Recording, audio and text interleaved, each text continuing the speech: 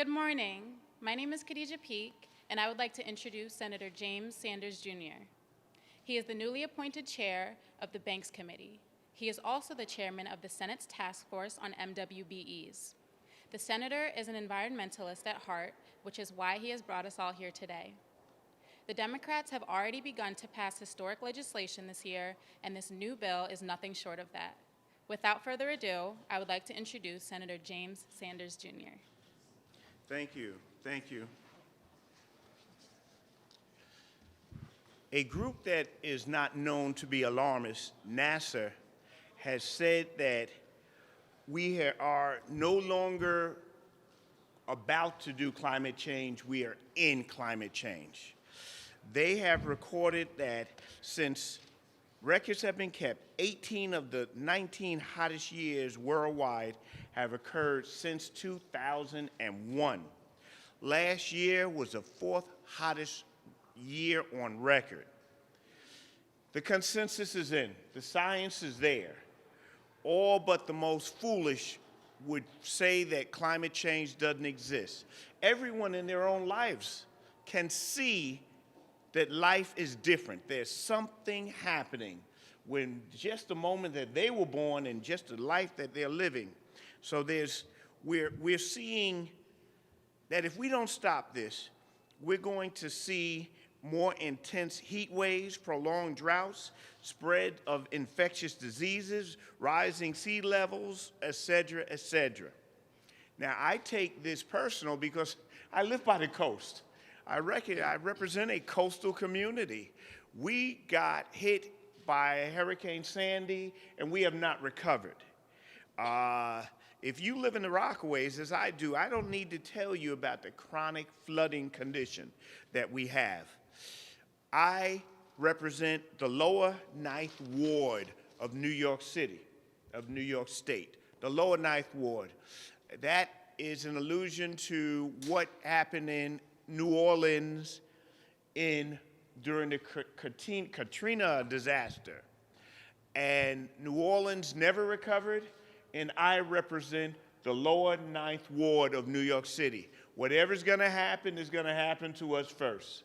Some say that I should stay in my lane, that this isn't a natural black issue. My friends, the communities most vulnerable are communities of color. These are the ones who are getting hit the first, that got hit with environmental injustice and need to figure a way out. And now, if we don't raise our voices, if we don't lead on these issues, they're going to write about us. The Hurricane Katrina superstorm, which destroyed much of New Orleans and the surrounding area. After Sandy, we had Hurricane Maria that hit Puerto Rico. My friends, we're seeing something happening, and when are we, the everyday person, going to step up and say, you know, enough is enough. Leadership must come from the ground. The ground itself must speak up and say, we want to get out of this. Two recent reports highlight this climate threat. The fourth National Climate Assessment, which was released in 2018, a close to 2,000-page report, which was published by the United States Global Change Research Program, big name, for a giant problem. That organization has 13 different federal agencies in it, and they directly contradict President Trump's position that we don't know if the increase of global temperature is due to human activity.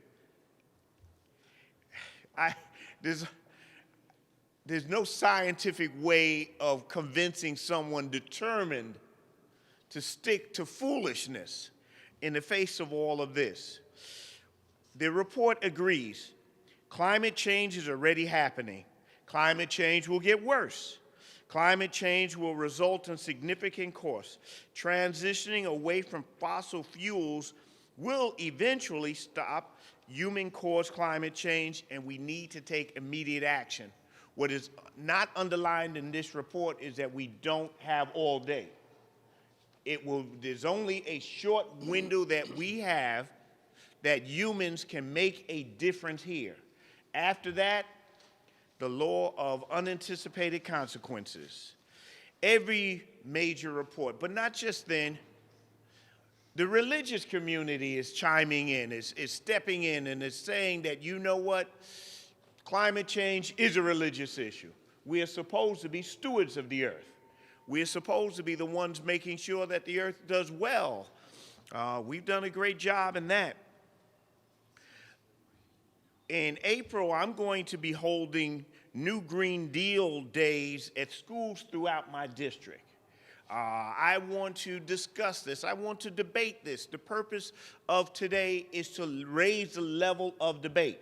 It's also trying to ensure that we give support to our great leader, our general on this issue, AOC, a person who's so strong in such a short period of time that we don't even have to say a whole name. Thank God for her.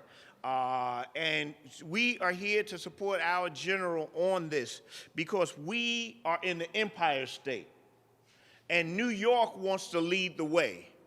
As goes New York, so goes the nation. We are going to put forward our own Green New Deal bill here. This bill would establish a 19-member task force to come up with a plan for New York State, something that we can lead the nation in helping to transition from a fossil fuel economy to one based on 100% clean, renewable energy. And last week we introduced this, which is the same as an assembly bill. And God willing, we can get this passed so that we can show the rest of the nation how to do. We call on our colleagues at the state houses throughout the nation, jump in here. Do not wait for the cavalry to come. You are the change that you're looking for. We must be the change that we're looking for. But we want to do this different. We want to make sure that there are no people, big winners or big losers here. So we want this 19-member body to take a little bit of everybody. We want our friends in the House of Labor to be in there. We want communities of color. For half of it should be women. Since it's 19, they should make up the majority. All of these things must, this time we do it right. To save the earth, you can't use the same methodology that got you in here. We're going to have to turn to each other and not on each other. We're going to have to figure this one out in a different manner.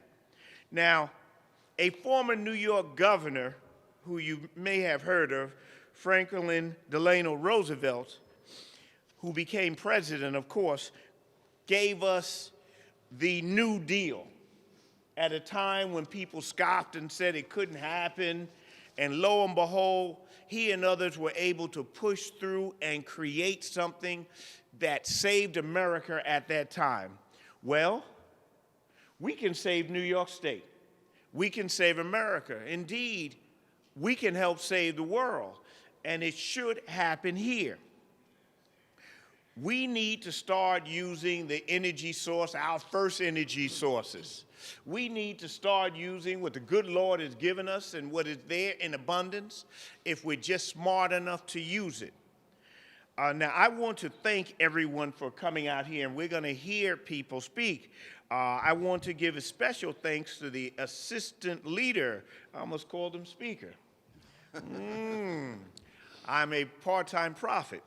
Our assistant leader, Felix Ortiz, for showing leadership as the prime sponsor of the Green New Deal in the Assembly.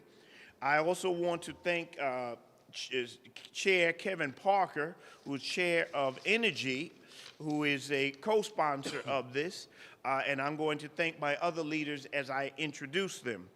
We are here to sound the alarm in New York State.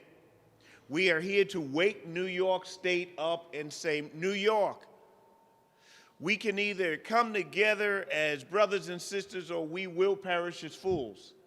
We can either help turn the nation around to deal with this issue, to see how we can create jobs, how we can create homes, how we can use this as a way of correcting the situation, or we can continue to stay on the Titanic with an iceberg clearly ahead of us. And my friends, you all saw the movie. You know how that one ends.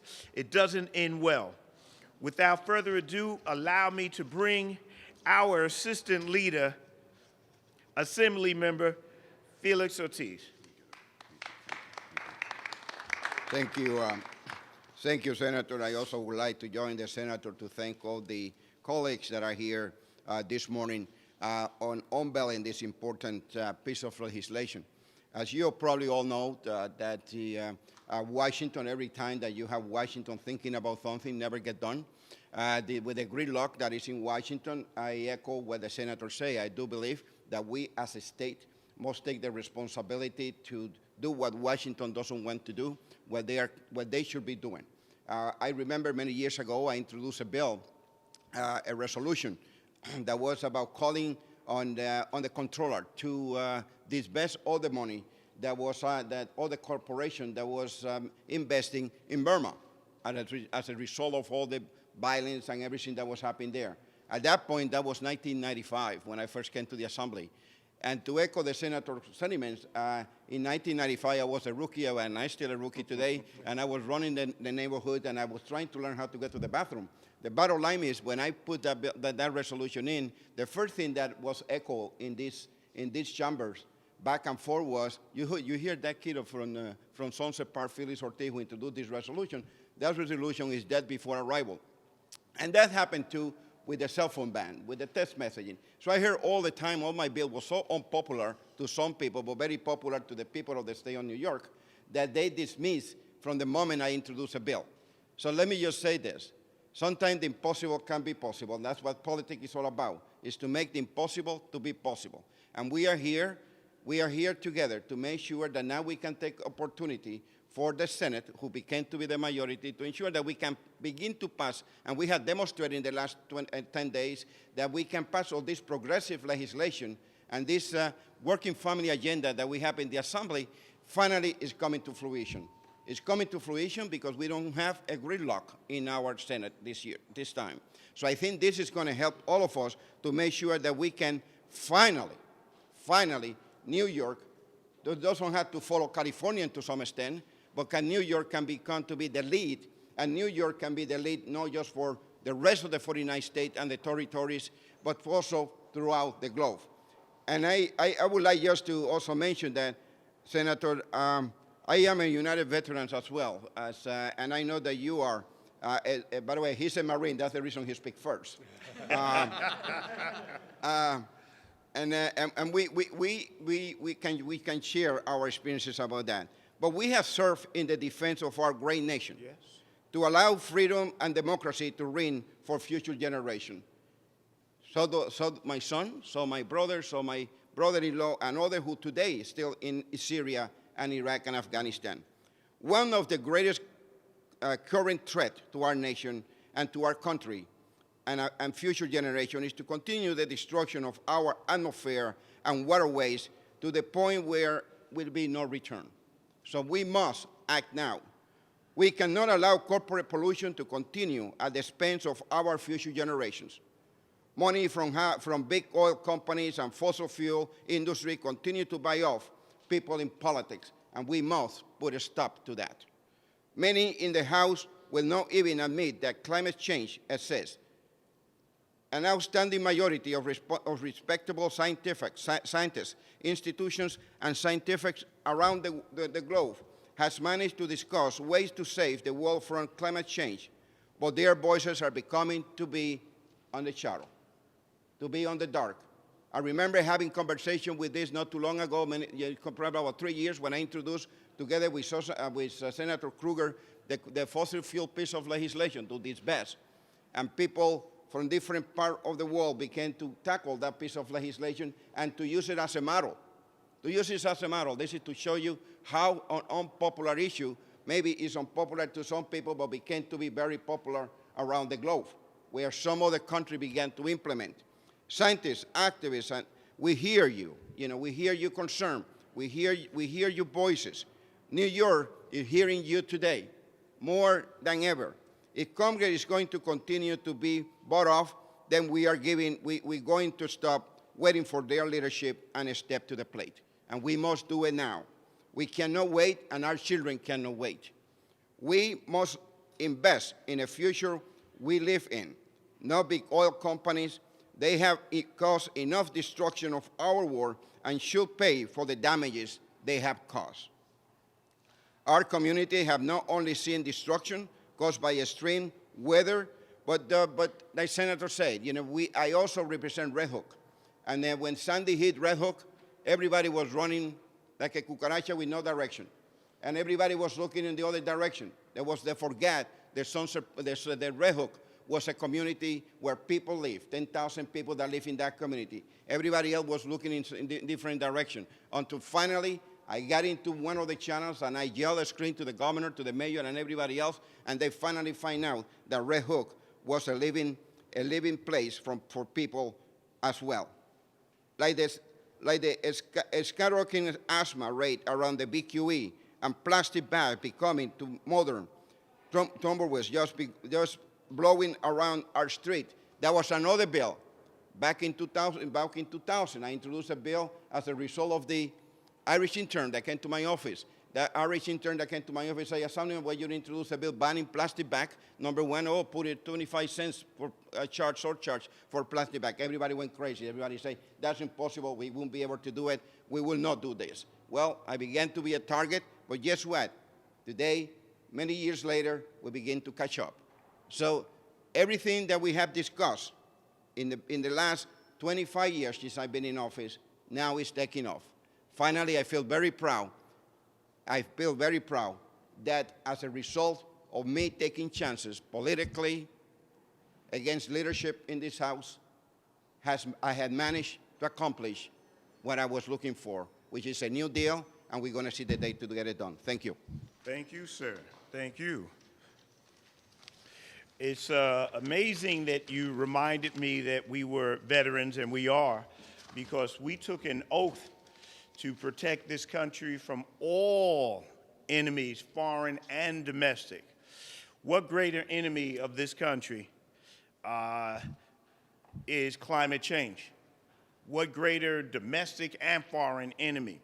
One of the reasons that the state there's a new opening at the state is because we have had an uprising of glorious new leaders that have come in.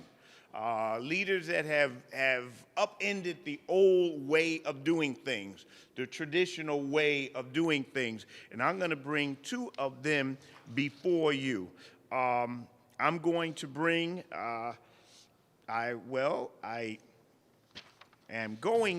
let's start with Senator Ramos, who called me yesterday. Senator. How are you, Senator? I feel good. All right. Good morning, everybody.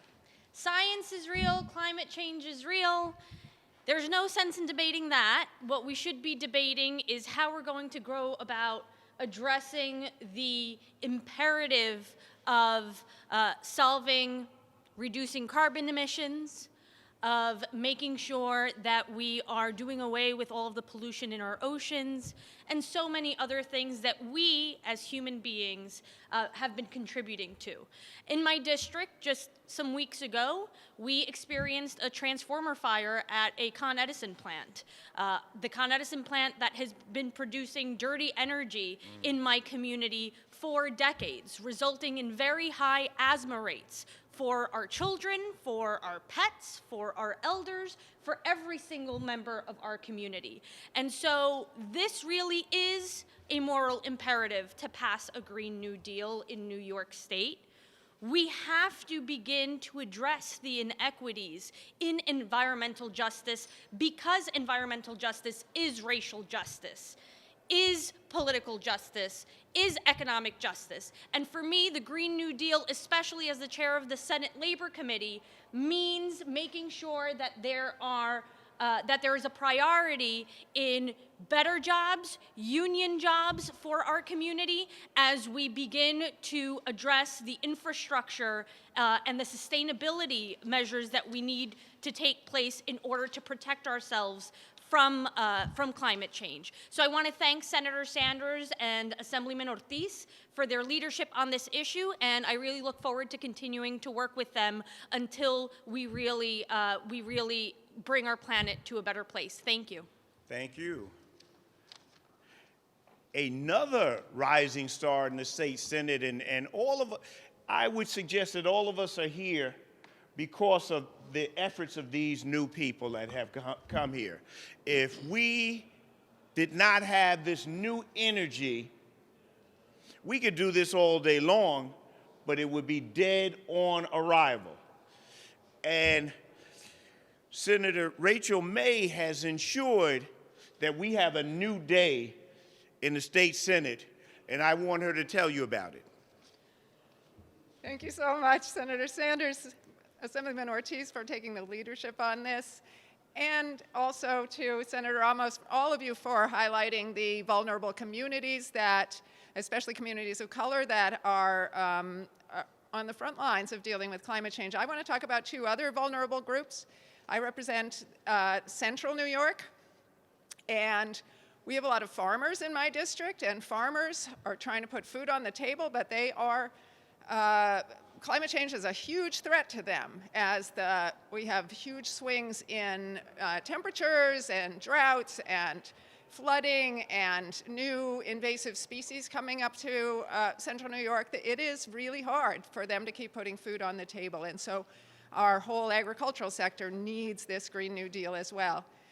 But the other group that many of us have hinted about, but I think we really need to focus on, is our children. I have worked for 15 years in environmental education, working with college students and K through 12 students on issues of sustainability and climate change. And our children live with a degree of anxiety that we cannot imagine. They are afraid of what their future is going to bring. We owe it to them. They're going to blame us, we're going to blame our generation for the world that we are sending them into if we don't take real action now to make a world that they can grow up in, that they can live in, that they can have predictable climates. The reality is, for thousands of years, human civilization has depended on stable climates to get where we are, and we owe it to future generations to leave them with something that they can live with. So thank you very much. Thank you. Some pessimists say that the earth doesn't have a prayer. Well, I know that it has more than a prayer, because we have pastors like Reverend Peter Cook, who's the executive director of the New York State Council of Churches, that are not only praying for the earth, but backing their prayer up by their bodies, by their spirits, by their testament. As why don't we let him come forward and let him give his own testimony for the earth? Reverend Cook. Thank you, Senator Saunders. I'm Peter Cook. I'm the executive director of the New York State Council of Churches, and on behalf of the council and the 7,000 congregations we represent today, we are just thrilled to be here today to support Senator Saunders as he introduces this legislation for a task force to assemble a plan for a Green New Deal.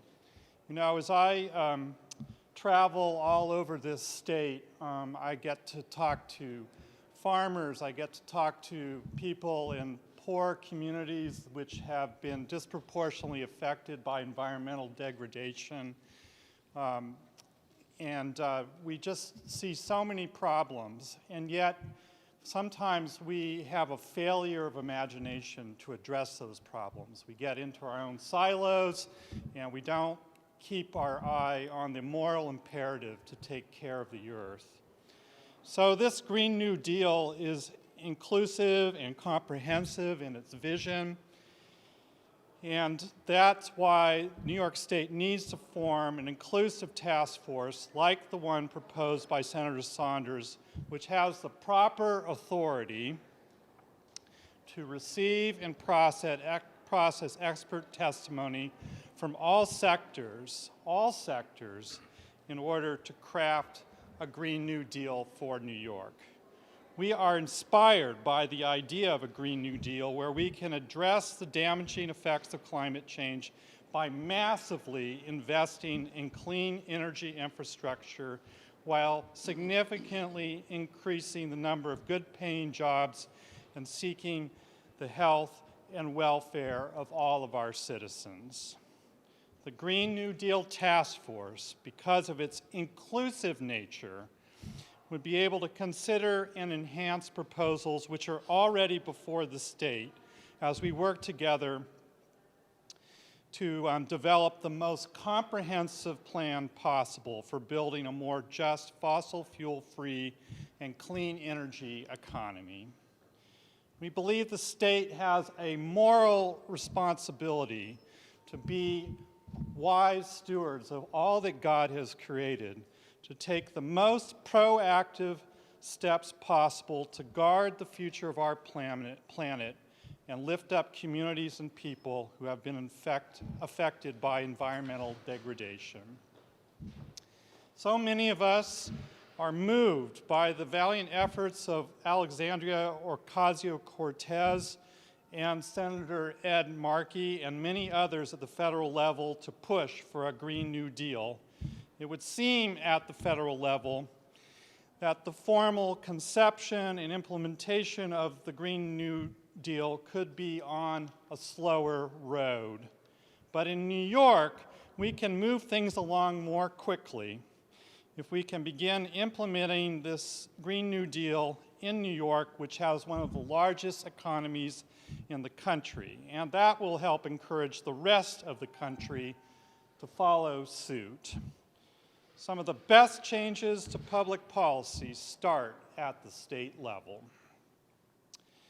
The Green New Deal is included in the New York State Council of Churches' New Hope, New York budget principles, which seek to address wealth inequality in our state while calling for aggressive steps to combat climate change and build a green energy economy which lifts up all of our citizens. And we encourage you to read and endorse those principles as we advocate for a more just budget for this year and beyond. And so I really want to thank you, Senator Saunders, for your leadership and your courage for introducing this legislation for this task force to propose a great framework for a clean energy and more just economy for all of New York. Thank you very much.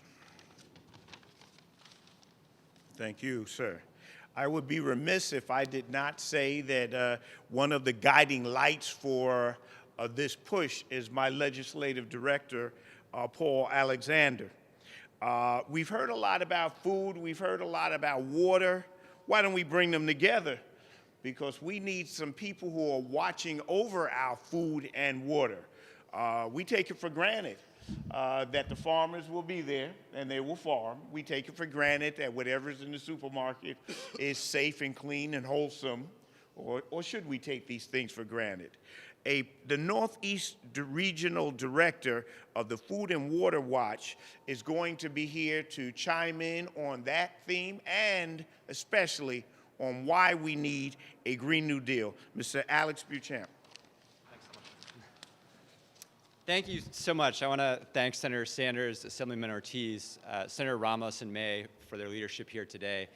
You know, we're excited as Food and Water Watch to come here and support this legislation because it truly addresses the massive scale of the crisis we find ourselves in. We don't have to debate the science. We're living through climate crisis every day, and we need real solutions that address the enormity of that problem. So here's what that means. We need a fair, swift, and just transition completely off fossil fuels by 2030, and we need to stop the construction of new fossil fuel plants all across the state. Very excited to be here today. You know, we don't have years and years to push this off anymore. We can't wait till the middle of this century to solve the problem. We need strong action, and we need it immediately.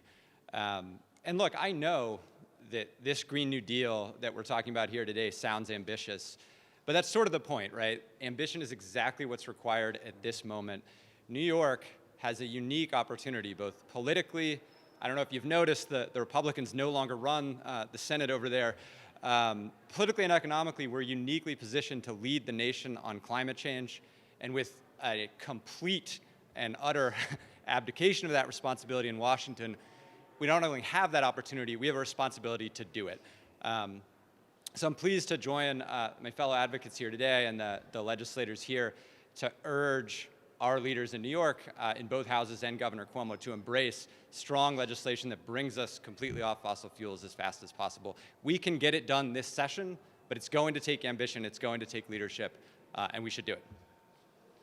All right. Well, we have leadership. We certainly have ambition.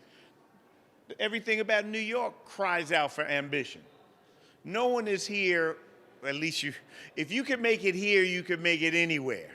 You have to have ambition. And in order to make it anywhere, we have to have it here to make it. We have to save the earth. Some say the earth needs a doctor. Well, we're blessed to have several, and one is the Executive Director of Climate Mobilization, Dr. Margaret Klein Salomon.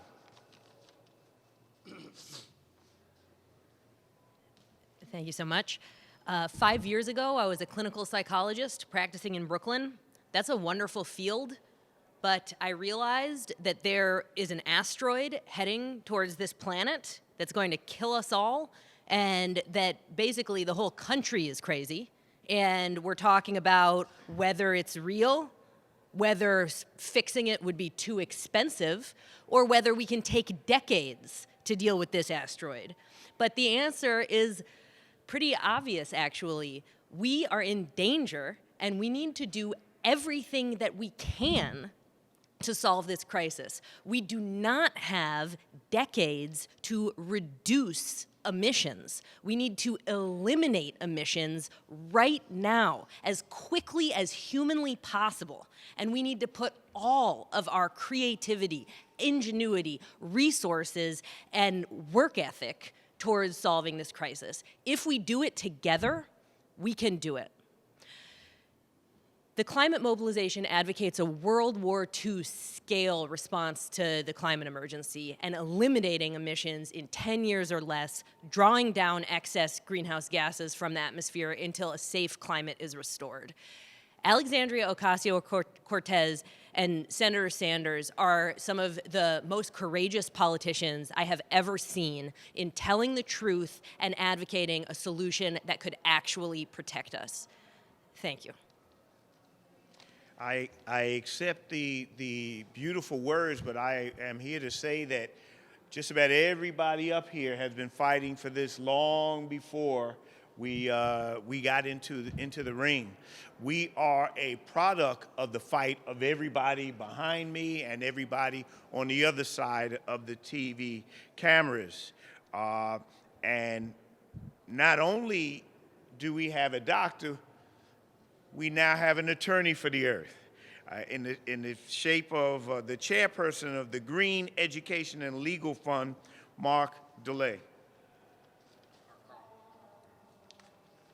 All right. Thank you, Senator Sanders. Felix, always good to see you. Nice to meet you, Senator May. We're really excited to hear about, a Green New Deal, something that some of us have been working on for almost a decade. And the advantage of a Green New Deal is not only does it take immediate action to try to solve the crisis of climate before it destroys life on the planet as we know it, but it also seeks economic justice, the just transition, the environmental justice, but it makes a commitment to, what FDR called a new Bill of Economic Rights in his last State of the Union address, the concept that all of us should be guaranteed a living wage job, the concept that we need universal health care, single-payer health care, that we need affordable housing, we need education. And it's great that Governor Cuomo has begun to accelerate his own commitment to move on climate change, and we're hoping that Senator Sanders and Senator Ortiz's proposal for a Green New Deal will further accelerate the action here in New York State and make it possible to provide a good quality of life for future generations. So thank you very much. I thank you, sir. We speak of green, everything we've been saying has been green. Yet there is a party that is dedicated to that principle and has been taking a leadership on many of these things since that party was created and even before.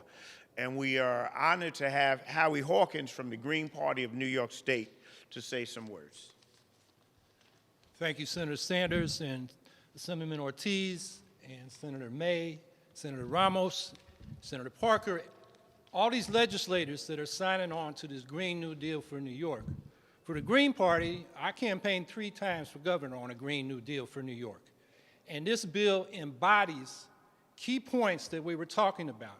The first thing is it's science grounded and sets the right deadline for a decarbonized clean energy economy of 2030.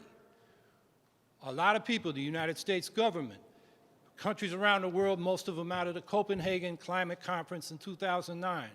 The bill, the Climate and Community Protection Act, the Assembly's passed 3 times. They're going for 100% or 80% by 2050. And that's based on a goal that's really was designed by politics, not science. The way we got to 2 degrees Celsius as the so-called danger point was that originally scientists said, well, what if we double the carbon over pre-industrial levels to 550? The climate model said that'll get you to 2 degrees. And by the time they got to 2009, they said the model said no, it'll be 450. But actually that year, actually 2 years before that, James Hansen at the Goddard Space Institute and his colleagues and other climate scientists around the world were saying, no, if you get to 450 parts per million and 2 degrees, climate inertia and feedback loops are going to take you to 3 or 4 degrees anyway. And that is climate disaster. That's dangerous. That's not just heat waves and stronger storms. It's undermining agriculture, the destruction of ecosystems, general impoverishment, mass migration, social conflict, and war over dwindling resources. That's what dangerous climate change means. So the climate clock is running down. And what the scientists like James Hansen said is industrial states like New York have to get to this 100% goal by 2030 if we're going to have a hope of staying within the climate that we call the Holocene, where agriculture was able to be done and was the material foundation for human civilization. So that's the stakes, and this bill meets the deadline, and that's really important. We got to deal with the reality, and that's what the science tells us. The second thing, the bill has the urgency. In 1 year, this task force has got to come back with a plan and corresponding legislation to start doing this because the clock is running down. That's very important. And then politically, as well as morally, it links climate safety to economic justice. We're not going to have the political coalition to get this climate action done if the people think their economic security is challenged. And the vested interests in fossil fuels and nuclear power and the utilities, they try to make it jobs versus the environment. So we've been campaigning for 10 years in the Green Party, but I want all of us to remember a couple people that have been talking about this going back 4 decades. Richard Grossman, he's no longer with us, but back in the 70s, when I was a young man, we were fighting nuclear power and we called it safe energy, environmentalists for full employment. He started getting labor involved. And by the end of the 70s, they had demands, this is one of their pamphlets, and they talked about guaranteeing anybody who's a worker displaced by closing down nuclear power plants or other environmentally problematic industries would be guaranteed their income and benefits until they found comparable work. And he introduced me to a man named Tony Mazzocchi, the oil, chemical, and atomic workers, who was pioneering in that union, which worked in the dirtiest industries. And their members began to realize we're being poisoned, and we're poisoning our communities. Oil, petrochemicals, nuclear. They wanted to get out, so they talked about, at first they called it a GI Bill for workers, modeled on the GI Bill, the transition from veterans coming back from World War II. And then they called it a Superfund for workers. As Mazzocchi used to say, we got a Superfund for dirt, what about the workers? And now we call it the just transition. And that is key. If we can't bring together labor and The working classes, even if they're not organized, and the environmentalists, we're not going to have a coalition to get this bill passed. And the clock is running out. We got to do this year, so good luck. I'll be rooting for you. I'll be doing all I can to help. Thank you. Well, you've done a great job already, sir. You've done a great job in making sure that this has happened. Well, we wouldn't be right if we didn't bring in people from Albany. If our beautiful capital of New York State did not have a representative, and what better representative than Mark Schaefer from the people of Albany, United for Safe Energy, to come and speak to you, part of 350.org. Thank you, Senator Sanders, and also Assemblymember Ortiz. I'll be brief. The IPCC, the Intergovernmental Panel on Climate Change, made a couple of very important points. One, this is from their news release of their recent report. Every extra bit of warming matters. And avoiding the worst, the catastrophic triggering of runaway positive feedbacks would require, quote, rapid and far-reaching transitions in land, energy, industry, buildings, transport, and cities, and which would mean unprecedented changes in our economy and society. But the alternative is to run into what another major study called a hothouse Earth scenario. They identified about a dozen amplifying feedbacks in the Earth system that could push us from 2C increase to 5C. That doesn't sound like that much, but a very important point in the IPCC report is that the temperature increase on land is twice the increase of the global average, which is what those numbers are. And Americans think in Fahrenheit. So if you convert 2C into 3.6F and then double it to what we would experience at 7.2 degrees increase over land with major health hazards. And we've already been seeing accelerating disasters from Sandy to Puerto Rico. Paradise just burned to the ground. And the consequences in Africa and South Asia are far worse, where we're on a track to create hundreds of millions of climate refugees by mid-century. So that's what we need to avoid. So we support the fastest feasible transition, which, far from being the job killer that the fossil fuel industries are trying to scare us with, it would be a jobs bonanza. The AOC national program would create millions of jobs, which have to be good, living wage, union-friendly jobs. And as Naomi Klein says, we have to tackle the inequality crisis and the climate crisis together because they reinforce each other. And the opponents of change use a wedge issue that we've seen in France, where a fuel tax under conditions of austerity led to a mass yellow vest protest.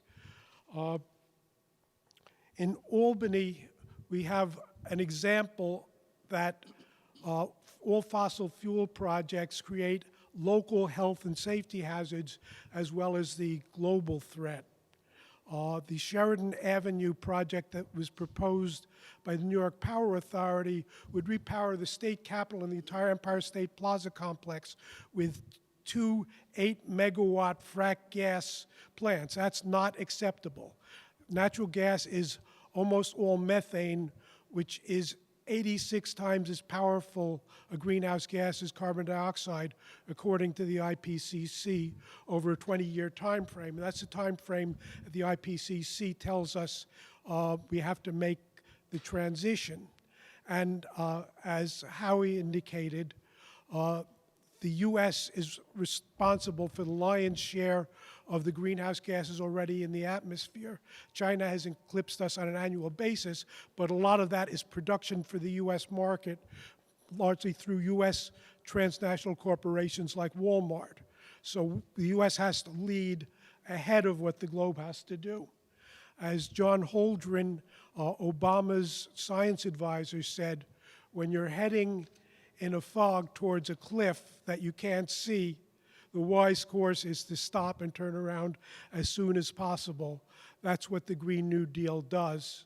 And it will improve the lives of the vast majority of the public by creating large numbers of living wage jobs.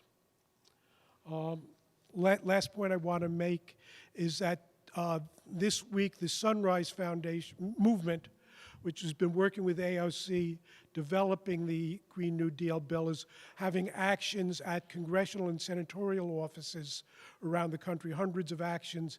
And today at noon, we'll be visiting Senator Schumer's office. Senator Gillibrand is one of 11 senators already on board. There are also 11 members of the New York House delegation.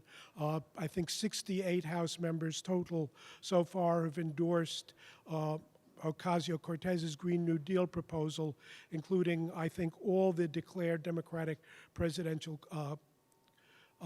contenders so far. So the time to act is now. We have no time to lose. Thank you. Thank you. Pastor Cook, what does the Bible say about when paradise is burned to the ground? Is that, do we have any word that we should do? Or is that simply a sign of the times and something that we should look at? I think we just begin with the idea at the very beginning of the Bible that God called all of creation good and rested on the seventh day, being very satisfied that all that he had created was divine and created in his image. And we have a responsibility to be wise stewards of all that God has created and stand up to any injustice that might prevent us from taking care of what we have been given. We've done a good job of this, I see. Are there any questions that we can raise? If there are, I'm going to allow, well, I'll take the questions from the press first, but I will defer to my colleagues unless they want me to deal with them. Are there any questions from the press? Yes, ma'am. AOC is a big proponent of the Green New Deal. Nancy Pelosi is not. She's poo-pooing the idea. Which brings us to a different conversation, one that we're going to bypass today, because I'm here for the Green New Deal today. Are there any questions? I'm glad that we have answered everyone's questions. If that's the case, why don't we just get along with the business of passing the Green New Deal and making sure that New York State is truly the Empire State. I want to thank all these worthy groups that have worked hard years before we got to this place. It is only through your efforts that we are here. I want to thank my new colleagues in the Senate that have changed the equation and have taken worthy ideas from the twinkle of people's eyes into something that can actually pass this time. Sir, your efforts you fought in the many wars, but this one, you were indeed a prophet. You saw this coming, and I appreciate that you were here. Having said that, I want to thank everyone. The job now is yours. You need to get to your elected officials. You need to get to everyone. You need to get to your town centers, your block. We will win this war house by house, block by block, neighborhood by neighborhood, empire state by empire state. Thank you very much.